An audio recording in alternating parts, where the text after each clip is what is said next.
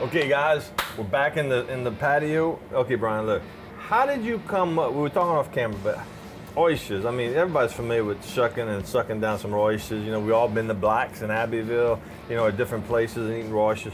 And you know, everybody's familiar with Dragos in New Orleans. How did you come up with this particular recipe and just grilling oysters in general? Very interesting. One night, I had popped in at my father-in-law's and had a friend over from Ireland. Right. And he's got 2 sacks of oysters set up, and he's just throwing them on the barbecue pit and letting them open them by themselves. Popping them. Just popping it open, and you get that good smoke flavor from them. And I said, man, we need to do some sauces.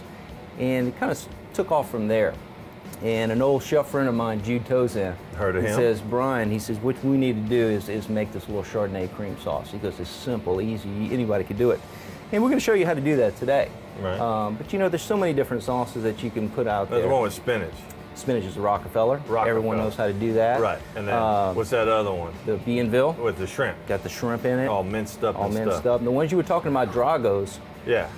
That is like a Tabasco infused drawn butter, and you just put that on top and just let it cook in. And they just broil it, and the butter oozes out, and all this fire. It's beautiful. French bread. French bread. Oh, I got some French bread.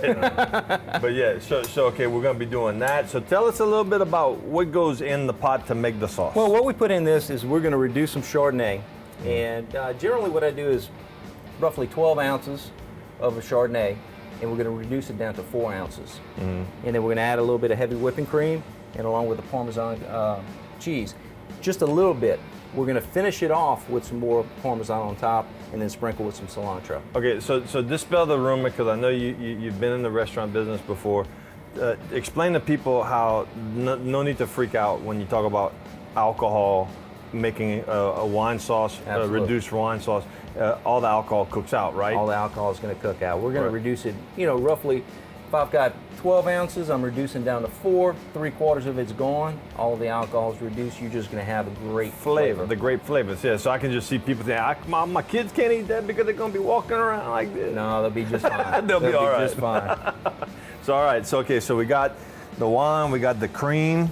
And so you put the wine and you reduce that, then you add the cream? The cream's going to come a little bit later after. We want to reduce the wine down to where we're just getting that good flavor. Right. And there's really no scientific method to it. You're going to smell it when it's ready to go. Then we're going to add our heavy whipping cream in there, reduce that down, stir it up. Right.